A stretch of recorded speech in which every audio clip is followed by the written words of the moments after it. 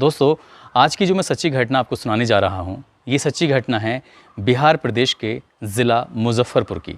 यहाँ का एक थाना है कांती, और कांती थाना क्षेत्र का एक गांव लगता है जिसका नाम है रामपुर शाह, और इसी के पास का एक गांव है जिसका नाम है सोनबरसा।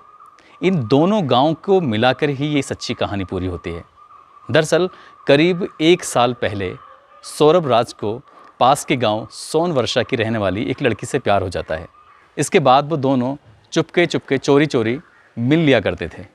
लेकिन एक दिन लड़की के घर वालों को इस बात की भनक लग जाती है कि उनकी बहन का पास के गांव रामपुर शाह के रहने वाले सौरभ राज से एक रिश्ता जुड़ गया है, यानी कि वो दोनों एक दूसरे को प्यार करते हैं।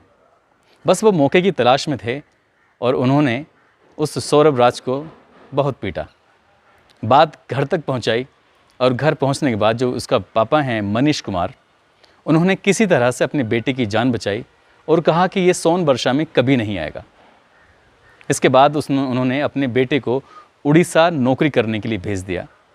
वो वहाँ बड़ी खुशी से रह रहा था और उसके पापा मनीष कुमार ने एक वादा भी लिया कि वो कभी भी गांव वापस लौटकर नहीं आएगा तो सोनवर्षा के बारे में कभी नहीं सोचेगा, वहाँ की लड़की जिसको प्यार करता है उसके बारे में कभी नहीं सोचेगा। ठीक वैसे ही चल रहा था, सब कुछ ठीक ठाक था।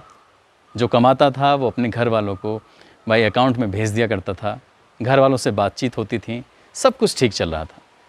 लेकिन अचानक ही सौरभ राज के परिवार में उसकी एक रिश्ते में बहन लगती है, उसकी शादी थी।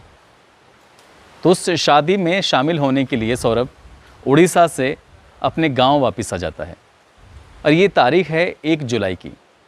शादी में शामिल होता है और यहाँ भी वो हंसी खुशी रह रहा था। लेकिन अचानक ही किसी ने सौरभ को देख लिया और ये देखने के बाद ये सूचना पास के गांव सोनवर्षा में पहुंचा दी। यानी कि उस लड़की के घर वालों को ये बता दिया कि सौरभ राज गांव में आया हुआ है। अभी पुलिस इस बात की तस्दीक नहीं कर पाई है, जांच नहीं कर पाई है कि सौरभ राज को सोनवर्षा बुलाया गया था या लड़की ने अपनी मर्जी से बुलाया था। 23 जुलाई की शाम लगभग 4 बजे के आसपास सौरभ के पास फ़ोन आता है कि मुझे तुमसे मिलना है, बहुत ज़रूरी बातें करनी है। सौरभ राज उस फ़ोन को दरकिनार भी कर सकता था, उसे गंभीरता से नहीं ले सकता था, यानी कि उसे इग्नोर कर सकता था, और वो जाता ही नहीं तो शायद जो घटना उसके साथ हुई है वो कभी नहीं होती। दरअसल उस फ़ोन के बाद वो पास के गांव में चला जाता है और लड़की से मिल ही रहा था कि अचानक लड़की के भाइयों ने उसको देख लिया और उसको इतना पीटा कि वो बेहोश हो गया। लेकिन पीटने वाले थम नहीं रहते, कभी लाठी से, कभी डंडों से, कभी लात, कभी घूंसों से पीटते रहे और उसकी हालत बिगड़ती चली जा रही थी। बात यहीं तक नहीं थमी, बल्कि लड़की के परिवार वालों ने उसके प्राइवेट पार्ट को बुरी तरह से कुचल दिया और बताया ये जा रहा है किसी धारदार हथियार से उसके प्राइवेट पार्ट को काट दिया। उसके बाद उसकी हालत बिगड़ गई और तत्काल उसे हॉस्पिटल लेके गए और वहाँ से लड़की के घर वाले भाग जाते हैं। अचानक से लड़के वालों को पता चलती है और वो हॉस्पिटल पहुँचते हैं। 23 जुलाई की रात तो किसी तरह कट गई, लेकिन जैसे ही 24 जुलाई आती है, सुबह के लगभग 10 बजे के आसपास सौरभ राज ने दम तोड़ दिया, यानी उसकी मौत हो गई। और मौत होना था, हंगामा खड़ा हो गया।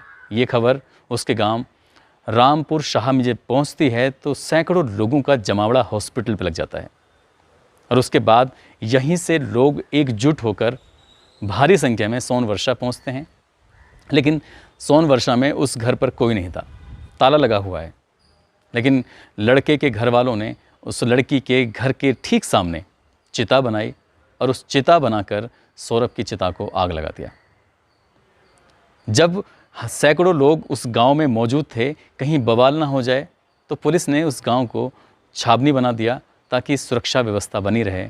घर वालों को किसी तरह से समझा बुझाकर शांत करा दिया।